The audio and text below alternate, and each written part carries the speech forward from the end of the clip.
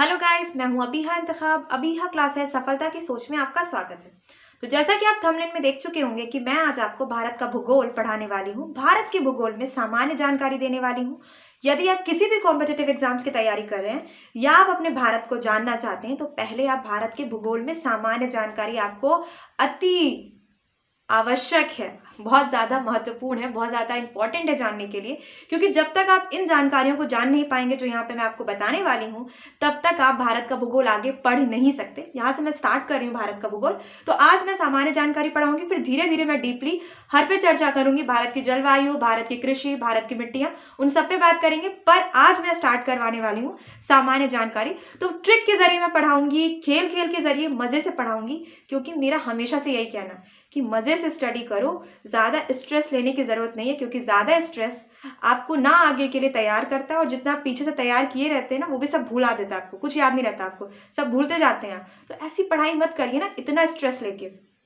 मज़े मजाक मस्ती उसके साथ हम तैयारी करते हैं। तो चलिए स्टार्ट करते हैं आज का लेक्चर अपना। तो भारत का भूगोल में मैं सामान्य जानकारी देने वाली हूँ यहाँ पे आपको। और सबसे इंपॉर्टेंट चीज़ मैं बता दूँ कि यहाँ पे मैं जो भी पढ़ाऊंगी आपको, उसके पीडीएफ, उसका मैं पीडीएफ पूरा तैयार करूंगी, अपने हाथ से बनी हुई नोट्स का मैं पीडीएफ बनाऊंगी और उसका लिंक मैं डिस्क्रिप्शन में दे दूंगी, ताकि आपको नोट्स बनाने की जरूरत ना पड़े। तो एक साथ दोनों काम हो रहे हैं, जानकारी भी इकट्ठा हो रही और कंप्लीट नोट्स बनाया भी आपको मिल रहा है फ्री ऑफ कॉस्ट। कोई आपको इसमें पेमेंट वगैरह नहीं करनी है। आप बस डिस्क्रिप्शन में जाओगे, वहां से लिंक डाउनलोड कर सकते हो और उस पीडीएफ को आप डाउनलोड कर लीजिएगा। तो इसलिए कह रही हूँ, ज़्यादा से ज़्यादा वीडियो को शेयर कीजिए, दोस्तों को भी बताइए, क्योंकि एक साथ यहाँ पे दो दो चीज़ें आपको मिल रही हैं, लेक्चर भी मिल रहा है और पीडीएफ भी मिल रहा है। तो अगर आप चैनल पे नए हैं, वीडियो स्टार्ट करते हैं, चैनल पे नए हैं तो चैनल को सब्सक्राइब कर लीजिए, वीडियो को लाइक कर लीजिए और दोस्तों को ज़रूर शेयर कीजिए। तो चलिए भारत का भूगोल स्टार्ट करते हैं। देखिए, जब हम किसी चीज़ के बारे में पढ़ते हैं ना, एकदम आराम से पढ़ते हैं, एकदम अच्छे से पढ़ते हैं नॉर्मली। देखिए मैं क्या करती हूँ ना, जिंदगी के लॉजिक्स लेके किताबों के लॉजिक्स पढ़ाती हूँ। तो उसी हिसाब से जब आप किसी से पहली बार मिलते हैं तो क्या पूछते हैं, भैया नाम क्या है आपका? तो हम क्या पढ़ रहे हैं, भारत का भूगोल। तो यानी कि हमारी कंट्री का नाम भारत है। हो गया, इतना पता हो गया हमें। भैया आपकी शक्ल कैसी? फाइनली शक्ल तो फर्स्ट टाइम देखते हैं। तो हमारा नक्शा कैसा है भारत का? कुछ यूं है ना हमारे भारत का नक्शा। इसको मैं बड़ा सा भी ड्रॉ करूंगी, अभी आप घबराइएगा नहीं। मैंने बस एक आपको शक्ल दिखा दी है अपने इंडिया के मैप की। तो आपने पहले से भी देखी होगी, लेकिन मैं ज़्यादा क्लियर करवा देती हूँ। हमारा देश का नाम क्या है? भारत है, पहले नाम, फिर शक्ल अच्छे से देख ली हमने, शक्ल ठीक ठाक है। अब भैया एड्रेस क्या है आपका, क्या स्थिति है? तो आप कहो कि मैम भारत का एड्रेस, हाँ भारत का एड्रेस भी है। अब भारत का एड्रेस क्या है उस पर हम बात करते हैं, और फिर उस एड्रेस का जो पिन कोड वगैरह होगा ना, उस पर भी डीपली चर्चा करते हैं। मैम पिन कोड है भैया, सब कुछ है, घबराने की जरूरत नहीं है। तो पहले हम एड्रेस लिख देते हैं। उत्तरी अक्षांश, घबराने की बिल्कुल जरूरत नहीं है। मैं अक्षांश और देशांतर रेखा अभी इसी वीडियो में पढ़ाती हुई चलूंगी आपको। उत्तरी अक्षांश और पूर्वी देशांतर, ये भारत का एड्रेस है, भारत का एड्रेस। ठीक है, भारत के एड्रेस में क्या, उत्तरी अक्षांश भारत का एड्रेस क्या है? 8 डिग्री 4 टाइम 37 डिग्री 6 टाइम। ठीक है, और पूर्वी देशांतर भारत का एड्रेस क्या है? 68 डिग्री 7 टाइम 97 डिग्री 25 टाइम। ठीक है, तो ये भारत का एड्रेस है, ये पिन कोड वगैरह है ना, जो भी आप समझिए। तो ये उत्तरी देशांतर में भारत की स्थिति है और ये पूर्वी देशांतर में है। मैम ये कैसे है, क्या है ये उत्तरी देशांतर, उत्तरी अक्षांश, पूर्वी देशांतर, सब बताती हूँ। देखिए ये हमारा ग्लोब है। ग्लोब ना पृथ्वी का जो एक मॉडल होता है उसे क्या बोलते हैं? ग्लोब बोलते हैं ना। पृथ्वी का जो एक मॉडल हमें देखने को मिलता है उसे हम क्या बोलते हैं? ग्लोब बोलते हैं। तो हमारा ये ग्लोब है। ठीक है, ग्लोब पे कुछ रेखाएं होती हैं। जो रेखाएं हम, चलिए एक छोटा सा यहाँ पे बना देते हैं। जो रेखाएं ऐसे खींची जाती हैं उसे अक्षांश बोलते हैं, और जो रेखाएं ऐसे खींची जाती हैं उसको देशांतर बोलते हैं। क्लियर? ठीक है, अक्षांश रेखाएं क्या होती हैं, अब उस पर चर्चा कर लेते हैं। देखिए पहले तो हम उत्तरी अक्षांश भारत की स्थिति और पूर्वी देशांतर उस पर भी बात करेंगे। पहले हम जान लें कि अक्षांश और देशांतर रेखाएं होती क्या है। देखिए अक्षांश रेखाएं वो होती हैं जो उत्तरी ध्रुव से, ये उत्तरी ध्रुव है ना, उत्तरी, सब नोट्स में है आपके, घबराइए नहीं, आप बस यहाँ समझते जाइए। उत्तरी ध्रुव और दक्षिणी ध्रुव है ना, उत्तरी ध्रुव और दक्षिणी ध्रुव। तो अक्षांश रेखाएं वो होती हैं जो उत्तरी ध्रुव और दक्षिणी ध्रुव की तरफ खींची जाती हैं। ये ठीक है, ये खींची जा रही है, ये क्या है? अक्षांश रेखाएं हैं। ये जो सेंटर वाली होती है इसे 0 डिग्री बोलते हैं। 0 डिग्री के साथ इसे विषुवत रेखा भी बोलते हैं, भूमध्य रेखा भी बोलते हैं। ठीक है, क्या बोलते हैं इसे? 0 डिग्री रेखा ही बोलते हैं, विषुवत रेखा ही बोलते हैं, भूमध्य रेखा ही बोलते हैं।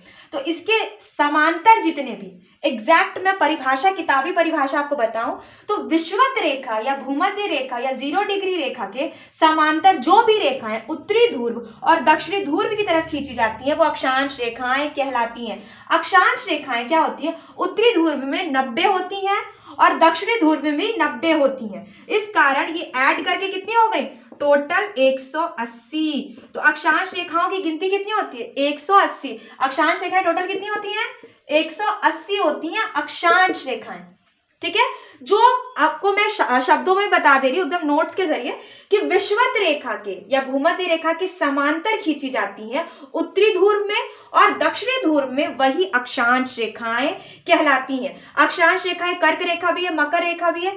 सबसे इंपॉर्टेंट चीज, ये रेखाएं असलियत में होती नहीं है। पृथ्वी पर ऐसी कोई भी रेखा नहीं है। ये सारी की सारी रेखाएं भूगोलवेत्ता, साइंटिस्ट अपनी सुविधा के लिए, अपनी फैसिलिटी के लिए, समझने के लिए पृथ्वी की स्थिति को वो ग्लोब पिन रेखाओं को खींच देते हैं, जिसके कारण हमें किसी भी कंट्री की स्थिति अच्छे से समझ में आ जाएगी। जो एड्रेस है ना, इन्हीं रेखाओं से पता चलता है। ऐसी कोई भी रेखा, ये सारी की सारी रेखाएं काल्पनिक रेखाएं, ऐसी रियलिटी में रेखाएं नहीं होती। मैं फिर से बता देती हूँ। ठीक है, ना अक्षांश रेखाएं होती हैं, ना देशांतर रेखाएं असलियत में होती हैं, ना ही आपको विषुवत, भूमध्य कोई भी रेखा नहीं होती पृथ्वी पे। ठीक, तो इसके समांतर में खींची गई हैं 90-90 यानी कि 180 टोटल अक्षांश रेखाएं होती हैं। अब देख लेते हैं देशांतर रेखा क्या होती है। देशांतर रेखा उत्तरी ध्रुव और दक्षिणी ध्रुव की तरफ से खींची जाती है। ठीक है, जैसे कि ये हो गई, ये खींची जा रही है, ये सारी क्या हो गई? देशांतर रेखाएं हो गई। देखिए इसमें क्या मैटर है, ये पश्चिम, सॉरी इधर पूर्व होगा आपका और इधर पश्चिम है, ये पूरब और पश्चिम, ये पूरब और पश्चिम की तरफ बढ़ती है। ये ध्रुवों पे सटी होती है। देखिए यहां से ली गई है ना, तो यहाँ पे ध्रुवों पे क्या होगी? बहुत ज्यादा सटी होंगी। लेकिन जैसे जैसे ये विषुवत रेखा के पास आएंगी, इनकी दूरी बढ़ती जाएगी।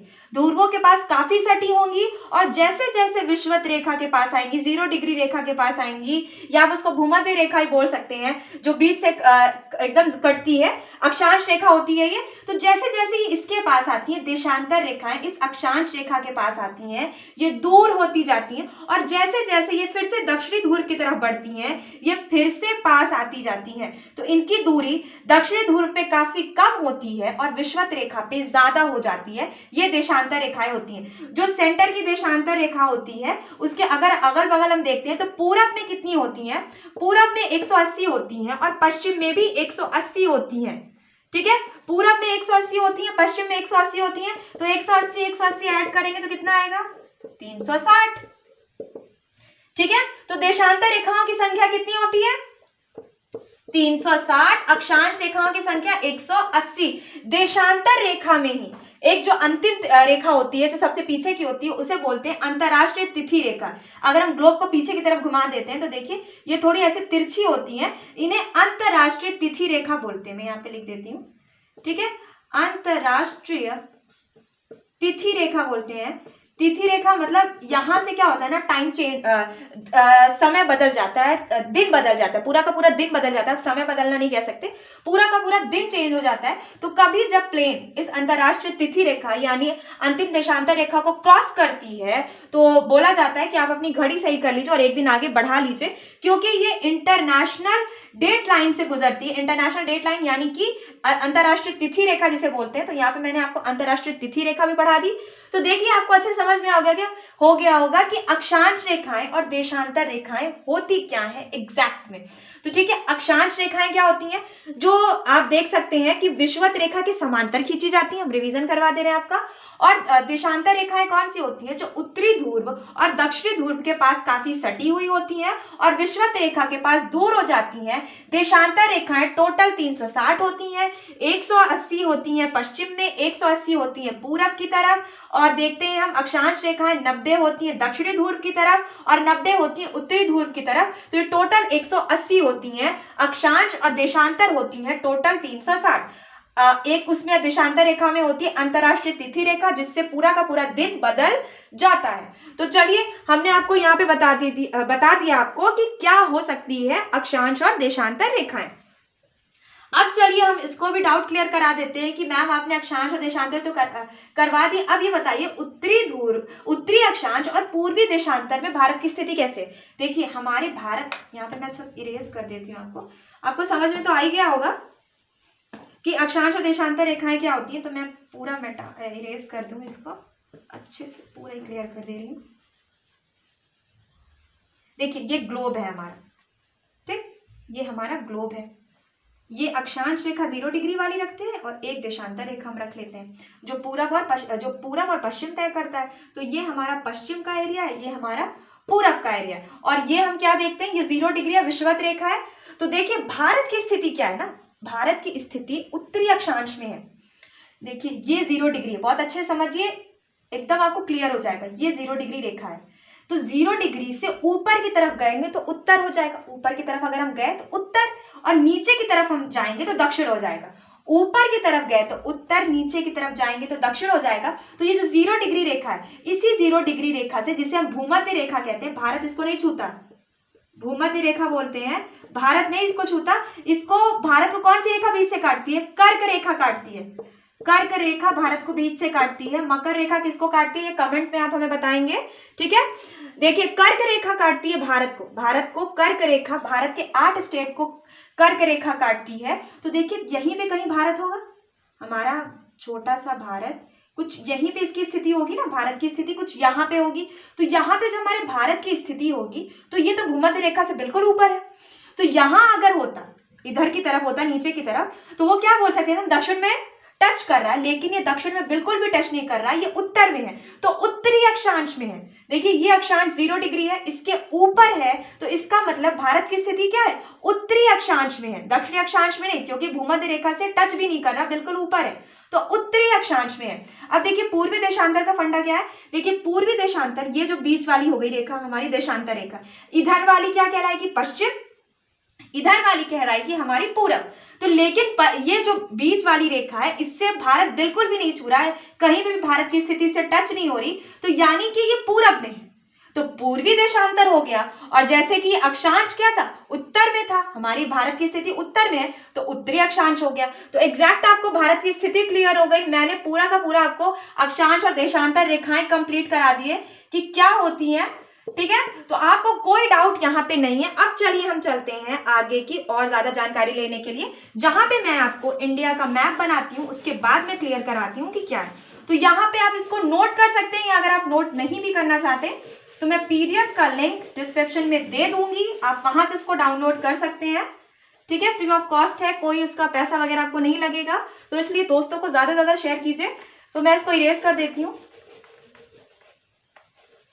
चलिए तो अब हम बात कर लेते हैं, थोड़ा इंडिया का नक्शा बना के उसके बारे में अच्छे से चर्चा कर लेते हैं। देखिए मैं पूरी की पूरी भारत के भूगोल की सीरीज चलाऊंगी, तो मैं ऐसा बिल्कुल भी नहीं करूंगी कि आज सामान्य जानकारी देके मैं छोड़ दूं, लेकिन पहले इंट्रोडक्शन तो इंपॉर्टेंट है ना, इंट्रोडक्शन भारत का बहुत इंपॉर्टेंट है।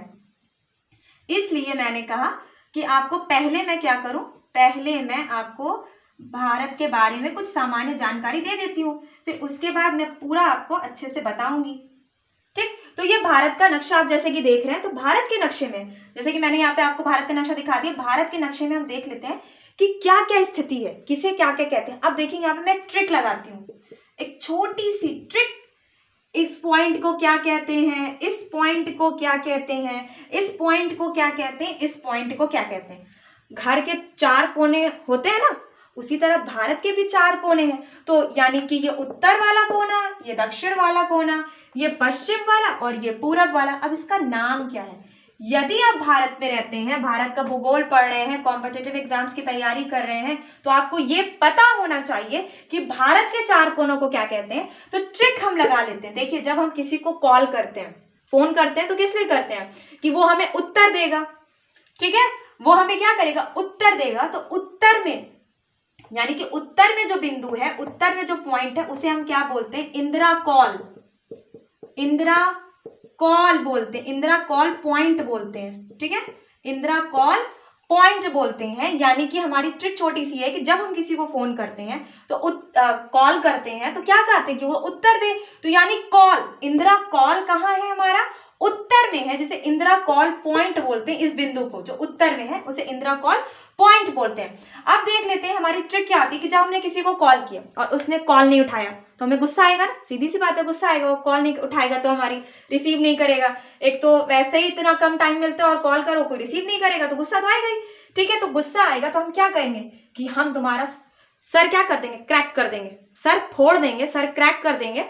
तो सर क्रैक कर देंगे, सर क्रैक कर देंगे क्योंकि तुमने भैया मेरा नंबर ही नहीं देखा, फोन ही नहीं उठाया। चश्मा लगाओ, नंबर देखो, वरना हम तुम्हारा सर क्रैक कर देंगे। ठीक, तो चश्मा लगाओ, नंबर देखो, वरना हम तुम्हारा सर क्रैक कर देंगे, क्योंकि हम बहुत देर से कॉल कर रहे हैं, हमने इतनी कॉल कर डाली तुमको और तुमने कॉल नहीं उठाई। अब तो मेरा दिमाग घूम चुका है, तो चश्मा लगा के भैया नंबर देख लो, वरना हम सर क्रैक कर देंगे। तो चश्मा लगा के नंबर देख लो, यानी कि पश्चिम में हमारा क्या हो जाएगा, सरक्रिक। सरक्रिक, सरक्रिक कहाँ है, गुजरात में। ठीक है, सरक्रिक गुजरात में है, तो पश्चिम में हमारा सरक्रिक हो गया। हमारी ट्रिक क्या थी, हमने कॉल की, यानी इंदिरा कॉल जो उत्तर में है, कोई उत्तर देगा, कोई आंसर देगा, इसलिए तो कॉल करते हैं। तो कॉल ही नहीं रिसीव किया किसी ने, तो जब कॉल नहीं रिसीव किया तो हमें गुस्सा आ गया। फिर हमने मैसेज क्या किया कि भैया हम क्या करेंगे, चश्मा लगाओ, हमारा नंबर देखो, वरना हम तुम्हारा सर क्रैक कर देंगे क्योंकि तुमने मेरा कॉल नहीं रिसीव किया। ठीक, तो अब इसके बाद हम क्या पढ़ते हैं आगे, वो बेचारा क्या कहेगा मैसेज करके कि भैया हम कैसे कॉल रिसीव करते, हम तो गूंगे हैं, हम कॉल कैसे रिसीव करते, हम तो गूंगे हैं, यानी वलांगू। देखिए ट्रिक में मैंने आपको चारों 3 पॉइंट क्लियर करा दिए, चौथा भी हो जाएगा। वलांगू कहाँ है आपका, आंध्र प्रदेश में है। ठीक है, जो पूरब में है, पूरब में है वलांगू, उत्तर में था हमारा इंदिरा कॉल, पश्चिम में था हमारा सरक्रिक गुजरात में है जो कि, और पूरब में है हमारा वलांगू पॉइंट। ठीक है, जो आंध्र प्रदेश में है। अब भैया इंदिरा कॉल ये हो गया हमारा उत्तर में, इंदिरा पॉइंट हमारा हो जाएगा, सॉरी ये पॉइंट नहीं है, ये सिर्फ कॉल है। ठीक है, इंदिरा पॉइंट हो जाएगा हमारा दक्षिण में, इंदिरा कॉल हमारा हो जाएगा उत्तर में और इंदिरा पॉइंट हो जाएगा हमारा दक्षिण में। तो हमारी छोटी सी ट्रिक थी, छोटी सी ट्रिक के जरिए आपको चारों के नाम याद हो गए, तो ट्रिक का रिवीजन कर लेते हैं। देखिए हमारी ट्रिक क्या थी, हमने किसी को कॉल किया, फोन किया, तो फोन हम क्यों करते कि कोई उत्तर देगा, तो यानी कि उत्तर में क्या हो गया, इंदिरा कॉल। उत्तर का पॉइंट क्या है, इंदिरा कॉल। ठीक है, हमने उसको कॉल किया लेकिन उसने कॉल नहीं रिसीव किया, तो हमारा दिमाग क्या घूमा कि भैया चश्मा उठा, नंबर देखो मेरा, हमने इतने देर से कॉल किया, मैसेज करेंगे जब उसको, वरना हम तुम्हारा सर क्रैक कर देंगे। तो सर क्रैक करने का मतलब है सरक्रिक, जो कि गुजरात में है, सरक्रिक जो कि गुजरात में है, ये पश्चिम का पॉइंट है, पश्चिम का, पश्चिम यानी चश्मा उठा के देखो हमारा नंबर, वरना हम सर क्रैक कर देंगे, जो कि गुजरात में है। और पूरब में हमारा क्या हो जाएगा, वो बेचारा कहेगा नहीं हम तो कॉल नहीं कर सकते, हम तो मैसेज कर सकते हैं क्योंकि हम गूंगे हैं, यानी कि पूरब में क्या हो गया, वलांगू। पूरब में हो गया वलांगू, यानी कि गूंगे हैं हम। ठीक है, वलांगू कहाँ है, आंध्र प्रदेश में है वलांगू। और एकदम इंदिरा कॉल के अपोजिट क्या हो जाएगा हमारा, इंदिरा पॉइंट, जो कि दक्षिण में है। तो चारों के चारों बिंदु आपको अच्छे से याद हो गए, एकदम मैंने पक्के करवा दिया, आपको रिवीजन की जरूरत भी अब नहीं पड़ेगी मुझे लगता है इस ट्रिक के जरिए। बस जैसे ही आपको कॉल याद आ जाएगा ना उत्तर में, फिर आपको चश्मा, सर का तोड़ना फोड़ना सब याद आ जाएगा, जो सरक्रिक है, फिर मैं गूंगा हूं बेचारा क्या कर सकता है, तो वो वलांगू हो जाएगा, और लास्ट में आपका इंदिरा पॉइंट हो जाएगा। ठीक है, अब बात कर लेते हैं हम कर्क रेखा की, जो भारत के बीच से गुजरती है। ठीक है, इस पे भी चर्चा कर लेते हैं, मैं मैप नहीं इरेज करती।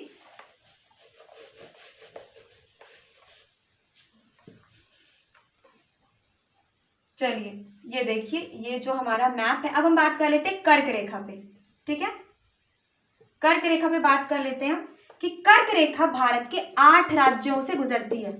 कर्क रेखा भारत के 8 राज्यों को काटती है। 8 राज्यों में नाम क्या क्या है, पहले तो हमारा आता है गुजरात, गुजरात के बाद आता है राजस्थान, राजस्थान के बाद आता है हमारा मध्य प्रदेश, मैं कहा यहां लिख देती हूँ 3 4, चौथे नंबर पे आता है हमारा मध्य प्रदेश के बाद आता है हमारा छत्तीसगढ़, उसके बाद आता है हमारा झारखंड, फिर हमारा पश्चिम बंगाल, और लास्ट में जो 2 स्टेट पड़ते हैं उसका नाम है त्रिपुरा और मिजोरम। त्रिपुरा और मिजोरम, ठीक है, त्रिपुरा मिजोरम। ठीक, अब हम देख लेते हैं कहाँ पे इनकी स्थिति है। देखिए ये रेखा गुजरती है, बिल्कुल एग्जैक्ट पॉइंट, ये मैं इसको थोड़ा कर देती हूँ, ठीक है। तो ये रेखा बिल्कुल गुजरती है, जो कर्क रेखा है, भारत के 8 राज्यों से गुजरती है। 8 राज्यों का नाम क्या है? गुजरात, ये पूरा एरिया कवर करता है। हल्का सा राजस्थान टच करता है, हल्का सा राजस्थान टच करता है यहाँ पे। फिर उसके बाद यहाँ पे मध्य प्रदेश पड़ जाता है, मध्य में है तो बिल्कुल इसको बीच से काटती है, मध्य प्रदेश पड़ जाता है। यहाँ पे छत्तीसगढ़ भी पड़ता है अच्छा खासा। फिर छत्तीसगढ़ के बाद थोड़ा सा एरिया झारखंड का पड़ता है, और झारखंड के बाद पश्चिम बंगाल पड़ता है। फिर ये देखिए बीच में बांग्लादेश पड़ जाता है, तो हमारी कंट्री तो है नहीं। बांग्लादेश के बाद यहाँ पे क्या पड़ता है? त्रिपुरा, और फिर पड़ जाता है यहाँ पे मिजोरम, ठीक है। देखिए यहाँ पे क्या पड़ा, ये हमारा हो गया गुजरात। फिर ये थोड़ा सा एरिया छूता है राजस्थान का। क्षेत्रफल की दृष्टि से भारत में सबसे बड़ा राज्य कौन है? राजस्थान। जनसंख्या की दृष्टि से यूपी है, क्षेत्रफल की दृष्टि से राजस्थान है। गुजरात, गुजरात के बाद राजस्थान, राजस्थान के बीच में हमारा क्या, इसके बाद क्या पड़ता है? राजस्थान के बाद मध्य प्रदेश, एमपी। ये तो मध्य प्रदेश में है, मध्य में ही है, इसलिए पूरी काटती है इसको कर्क रेखा। उसके बाद हमारा क्या पड़ता है? छत्तीसगढ़ पड़ता है। फिर हमारा थोड़ा सा छोटकू सा एरिया पड़ जाता है झारखंड का। फिर उसके बाद हमारा क्या पड़ता है? पश्चिम बंगाल। और फिर हमारा बांग्लादेश तो हमारे देश के स्टेट्स में नहीं आता, वो तो दूसरी कंट्री है, तो उस पर हम बात नहीं करते। फिर हम देखते हैं त्रिपुरा और लास्ट में मिजोरम। ये 8 स्टेट्स को काटती हुई कर्क रेखा गुजरती है। मैंने आपको एग्जैक्ट स्थिति भी दिखा दी कि ऐसे आपको भारत के नक्शे में इसको देखने को मिलेगा। 8 राज्यों से काटती हुई गुजरती है। अब बात कर लेते हैं भारत की मानक समय रेखा, टाइम लाइन भी होती है ना, मानक समय रेखा। मानक समय रेखा 5 राज्यों को काटती है, 5 राज्यों को काटती है। क्या क्या नाम है 5 राज्यों का? पहले तो वो यूपी से निकलती है, उत्तर प्रदेश के मिर्जापुर के पास से निकलती है, इलाहाबाद में, जो आप जानते होंगे, इलाहाबाद के मिर्जापुर के पास से निकलती है।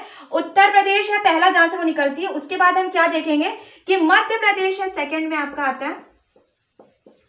थर्ड में हम देख लेते हैं मध्य प्रदेश के बाद हमारी जो स्थिति, उत्तर प्रदेश, मध्य प्रदेश, और मध्य प्रदेश के बाद यहां से आएगा आपका पड़ता है झारखंड, सॉरी छत्तीसगढ़, छत्तीसगढ़। फिर उसके बाद पड़ता है आपका चौथे नंबर पे उड़ीसा, और लास्ट में आपका पड़ता है आंध्र प्रदेश, ठीक है। ये 5 राज्य हैं जहां से मानक समय रेखा गुजरती है। उत्तर प्रदेश में ही इलाहाबाद के मिर्जापुर के पास से वो स्टार्ट होती है गुजरना। उसके बाद मध्य प्रदेश, फिर छत्तीसगढ़, फिर उड़ीसा, फिर आंध्र प्रदेश। मैं स्थिति आपको दिखा देती हूँ। देखिए ये है यूपी हमारा, ठीक है, ये यूपी है। यहाँ पे थोड़ा सा मैं इसको टच कर देती हूँ। यहाँ पे आपको देखिए जब यहाँ से ये निकलती है, इस जगह से जब निकलती है, तो इस जगह से जब निकलती है तो यहाँ पे थोड़ा सा एरिया एमपी का छूता है। ये पूरा छत्तीसगढ़ आपका पड़ता है काफी ज्यादा। फिर ये उड़ीसा पड़ता है, और लास्ट में ये नीचे से कटती हुई जो गुजरती है ये आंध्र प्रदेश पड़ जाता है। ये उड़ीसा पड़ जाता है आपका, और ये नीचे वाला पड़ जाता है आंध्र प्रदेश, ठीक। ये उत्तर प्रदेश है। तो ये पूरे 5 स्टेट से भारत की मानक समय रेखा गुजरती है। कितनी होती है?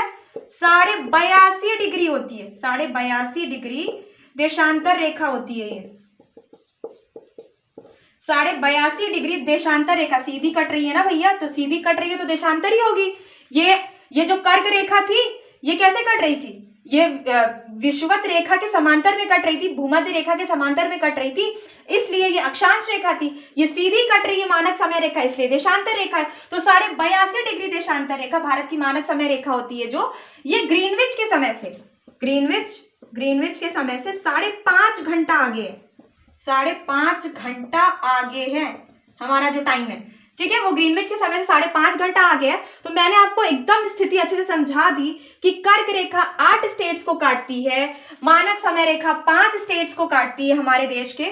मैंने स्थिति भी अच्छे से बता दी आपको। अब चलिए और भी इंपॉर्टेंट पॉइंट्स पे बात कर लेते हैं।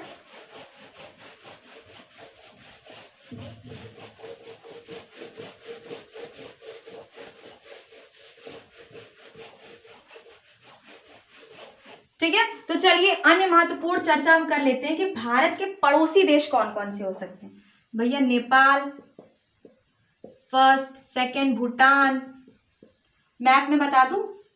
चलिए मैप में ही मैं बताती हूँ, ज्यादा समझ में आएगा, क्योंकि हम लोगों को भी मैप से चीजें ज्यादा अच्छे से समझ में आ जाती थी। तो चलिए मैं मैप से आपको बता देती हूँ,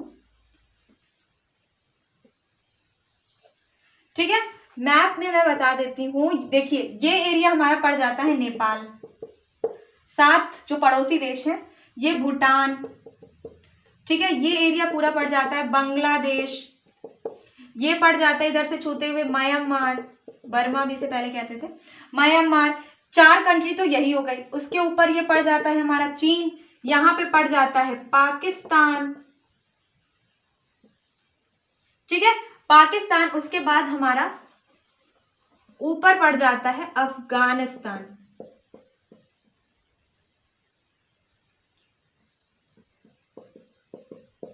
अफगानिस्तान, ठीक है। तो ये हमारे 1 2 3 4 5 6 7 पूरी 7 कंट्रीज हो गई। अफगानिस्तान, देखिए अफगानिस्तान से एग्जैक्ट नहीं छूती, जो पाकिस्तान ने कुछ एरिया जम्मू कश्मीर का ले लिया है, उस पर झगड़ा चलता ही रहता है कि वो इंडिया कहती है हमारा, पाकिस्तान ने उस पर जबरदस्ती कब्जा कर रखा है। तो अफगानिस्तान का वो एरिया उस पर छूता है, इस कारण भारत अफगानिस्तान को भी अपनी पड़ोसी कंट्री के रूप में देखती है, पड़ोसी राज्य के रूप में देखती है।